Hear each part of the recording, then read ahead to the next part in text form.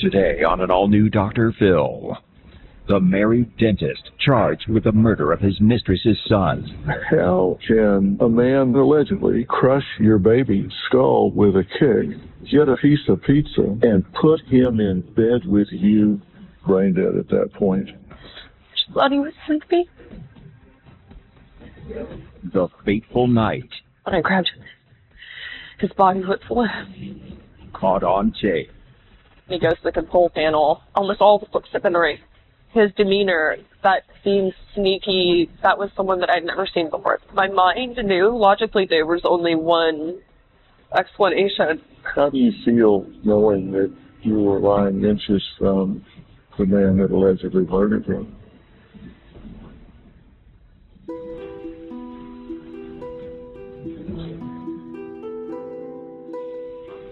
Today, a truly unthinkable crime.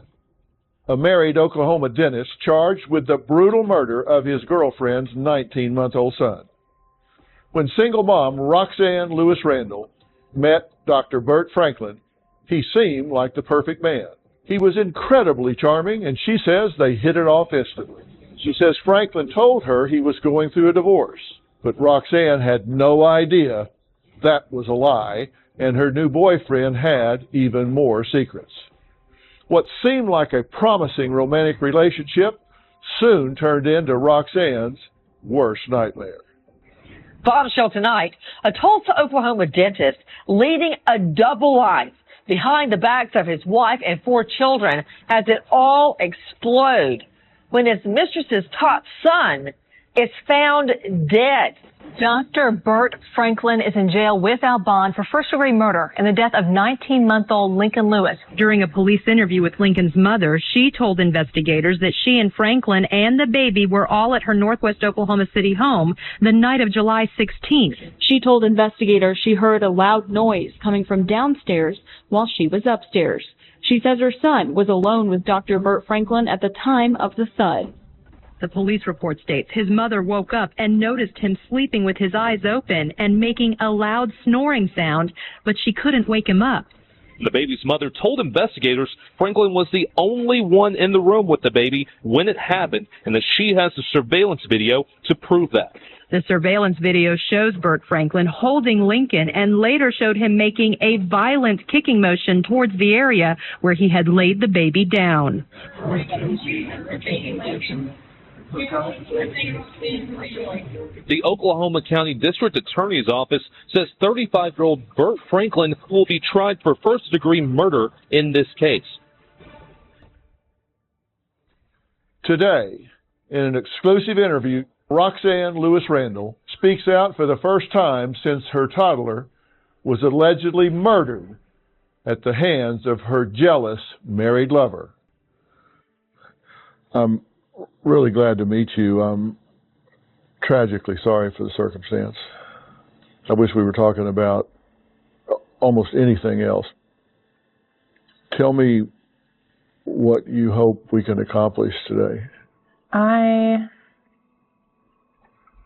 worry about mainly my kids moving past this in a healthy manner. I don't want this to affect them long-term negatively.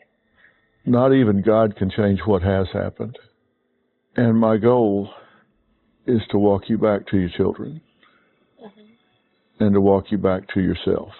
Now, I need you to empower me with some insights, facts, and understanding that only you can give me.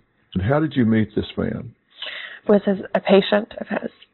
What kind of work was he doing? Botox. Describe his personality when you met him.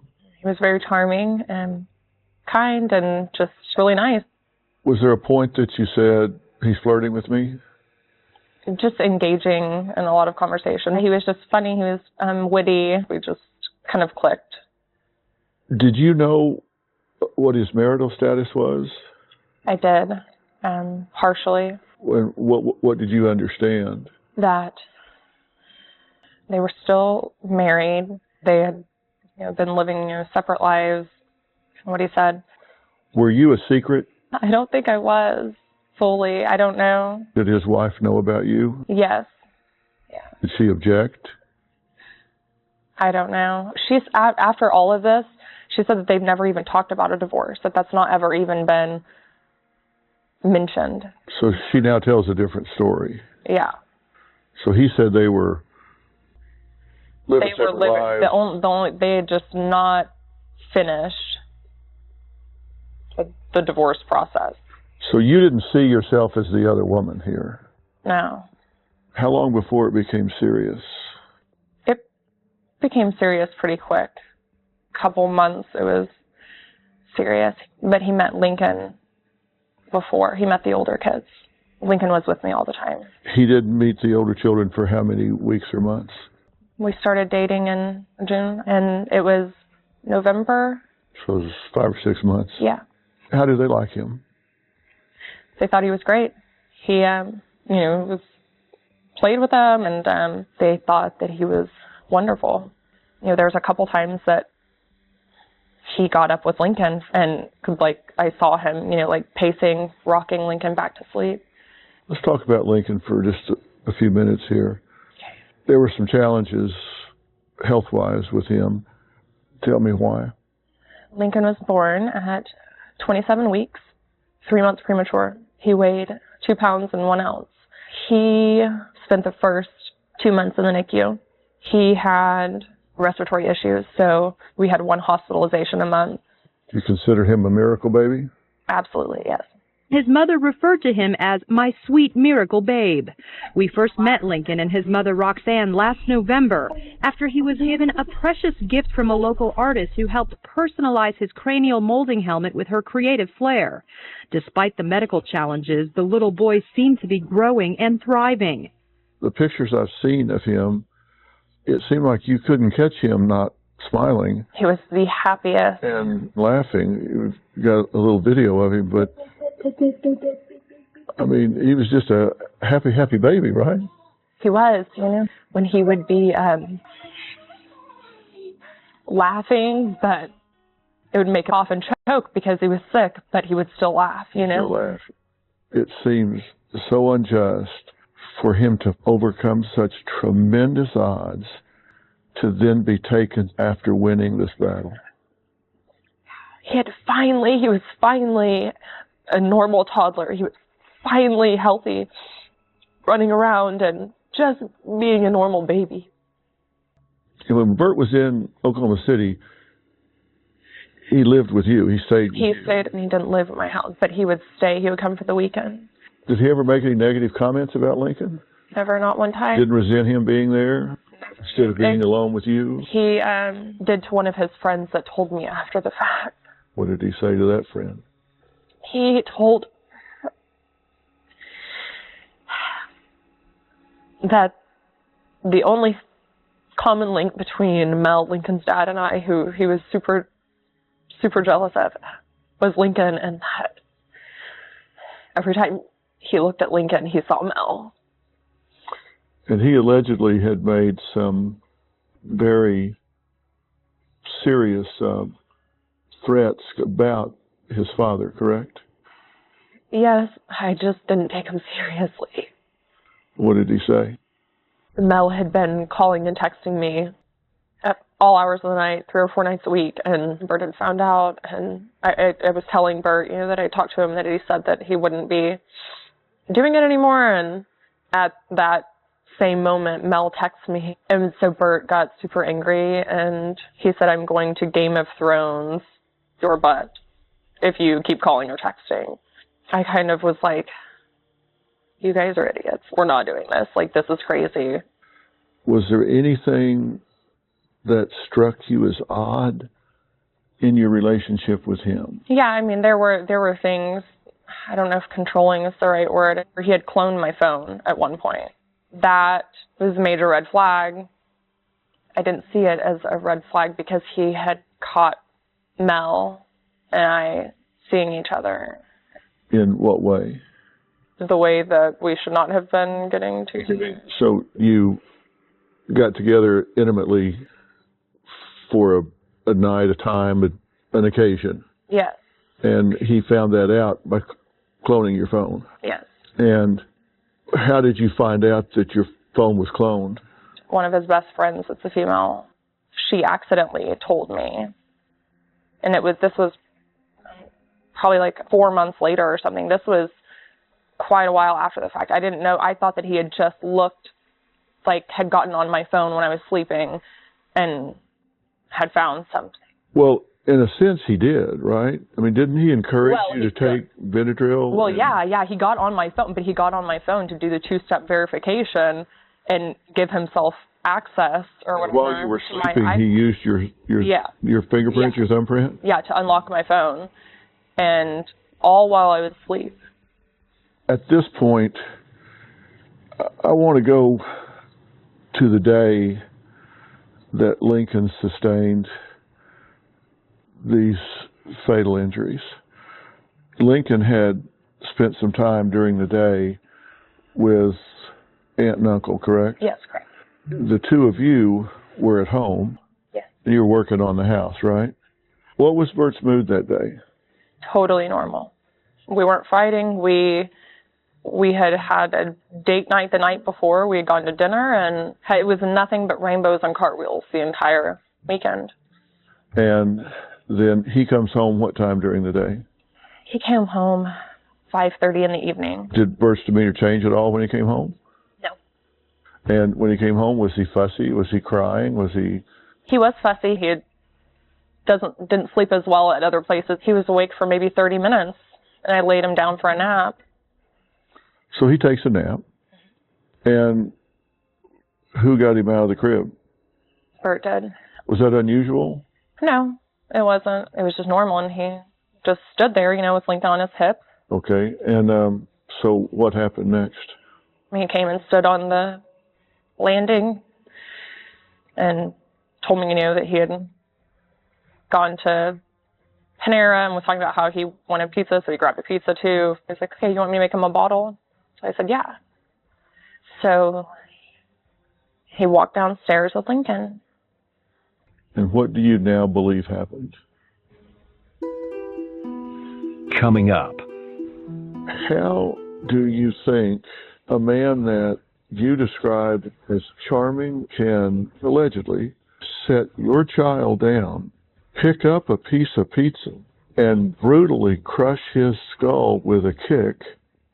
How can Mr. Rainbows and Cartwheels be that cold-blooded? We now return to a Dr. Phil exclusive. And what do you now believe happened? Bert carried him down the steps, and Lincoln had his pacifier in his mouth, and he walked back into the living room area, handed Lincoln his bottle on the ground, stepped over him, and walked just a couple steps.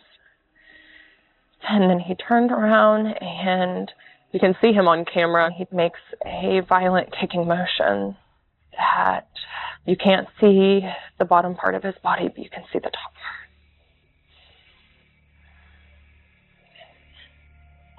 And he walks back into the living room and got a piece of pizza, and then he walks back in the living room and picks up Lincoln and makes it like a violent shoving motion to the floor.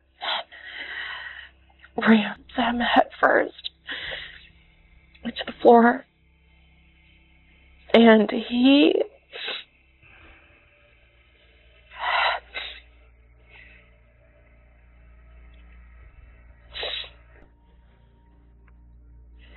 at that point, I heard a sound, which was the second sound.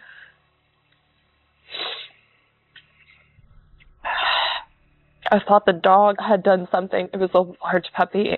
So I yelled down, and he didn't respond.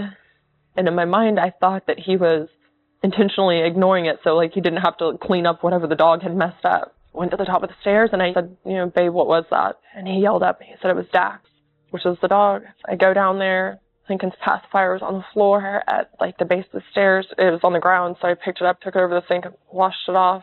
And you piece all of these events together after the fact based on the tapes that the prosecutors have recovered from the servers, correct? And some of it you see, some of it you infer. It's the flow of events you see from what the prosecutors recovered? At that point, Lincoln was laying on the couch looking up at the TV. So I went to walk around to give him his pacifier, and Bert was on the other couch. He was like, no, he's asleep. And I kind of looked around, and I told him, it was like, he's not asleep yet. Like, his eyes are open. And he was like, well, go on. If he sees you, he's not going to go to sleep, and he's almost asleep, so don't let him see you. So I put his pacifier on the arm of the couch, went back upstairs. I guess that's whenever he picked up Lincoln and carried his body around. I think he probably thought that I was going to come back downstairs, and if he was falling asleep on the couch, maybe try to cuddle up to him or pick him up or hold him. So he carries him into the kitchen, gets another piece of pizza, and then eventually takes him to my room and lays him in my bed. He came upstairs, and I asked where Lincoln was, and he said that he fell asleep on the couch and put him in my bed. And I thought, awesome. Now, that showed him carrying Lincoln, and you believe at that point that Lincoln had already been brutally and violently kicked in the head and was, for all intents and purposes, brain dead at that point. Yeah, it was 3 minutes from the time that he carried him downstairs, sitting up, normal toddler, to that moment where he carries him into the kitchen, unconscious. Lincoln was a normal toddler. There was no getting him to sleep in 3 minutes flat. His legs are curved in, and they are dangling.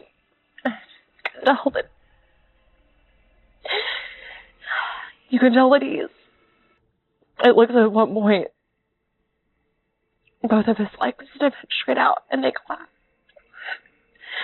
They think he was probably having a seizure. So he then puts Lincoln to bed in your bed. Yeah. And you continue working on a project.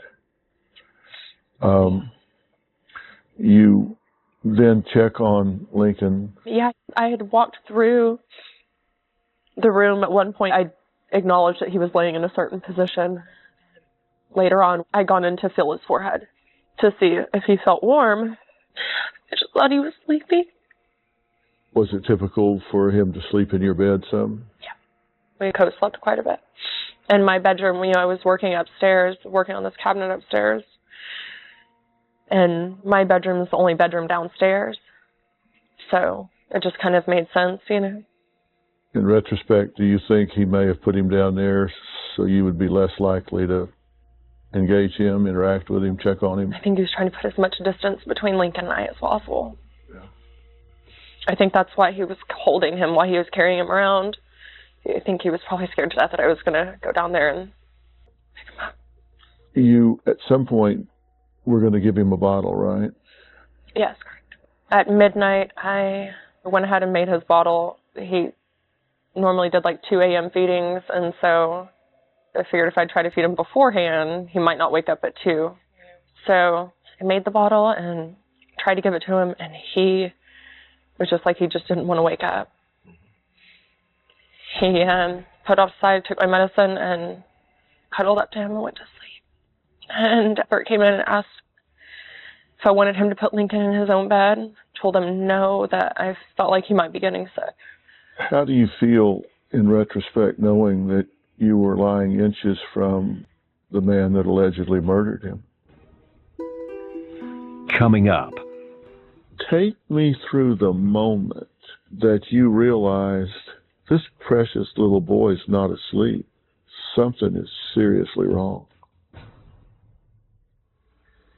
How do you feel in retrospect knowing that you were lying inches from the man that allegedly murdered your son?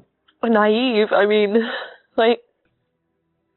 He had no problem letting me crawl into bed with him. Here is you cuddling up with your son next to the man that has allegedly murdered him in your bed. What do you say to yourself about that? There's something wrong with it. He's a monster. There's something wrong with him. He's wired wrong or something. Now, let's talk about the allegations here of what took place. How do you think a man that you describe in some parts as charming, rainbows and cartwheels, that can, again allegedly, casually set your child down, pick up a piece of pizza, walk behind him, and brutally crush his skull with a kick and put him in bed with you, the woman that gave birth to this child and fought with him for 19 months to struggle for life. How in the name of God can Mr. Rainbows and Cartwheels be that cold-blooded? How do you reconcile that? I can't. I'm going to probably drive myself crazy trying to figure it out. I can't figure it out. Take me through the moment that you realized this precious little boy's not asleep.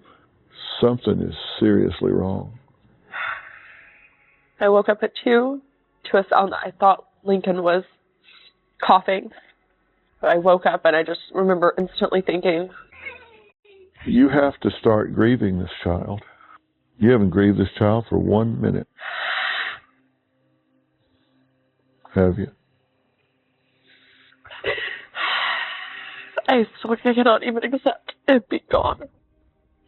Even if, this is going to sound so strange for me to say, but even if you have to wake up an hour early every day and devote that hour to grieving this child, even if you have to come home from work, take the phone off the hook, close up the windows, go sit in your bedroom and grieve this child, because if you don't, you will never get to the point that you can do point one, which is to celebrate his life. And you haven't done that. You feel like you failed to protect him. You know justice will prevail. It's not your job. That's going to get handled. And what you got to do is do everything you can to make sure that whatever measure of justice can be meted out to him is done.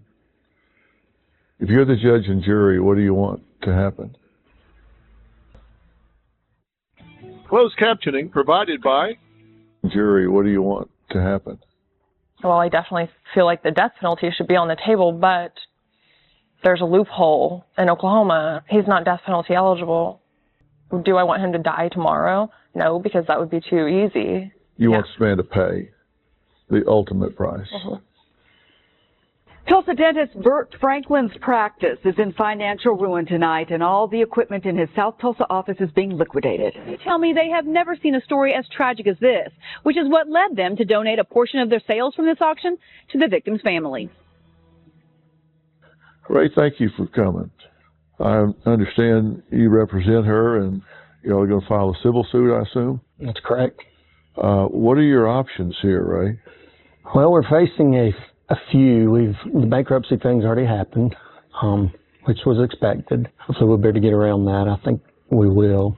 Of course, you know, he's already playing the poor card on everything. You've happened on to a very accomplished and skilled attorney here. I was telling her she needs to grieve this child, and it doesn't mean she doesn't need to work on the lawsuit, but I was telling her that you will let her know what you need and when you need it. That's exactly what I told him in the very beginning. I said, you try to move on as best you can. Let me deal with this side of it. I'm going to arrange some very specialized professional help for you to help you with the two children in terms of how to describe some things to them and to help and support you through this grief process. And that's our gift to you. It's not no expense to you. We're here for the long haul. We want this to work for you. We reached out to Bert Franklin's attorney for a comment, and we did not receive a response by our broadcast deadline. Bert Franklin has been charged with murder and is being held without bail. His trial is set to start this September.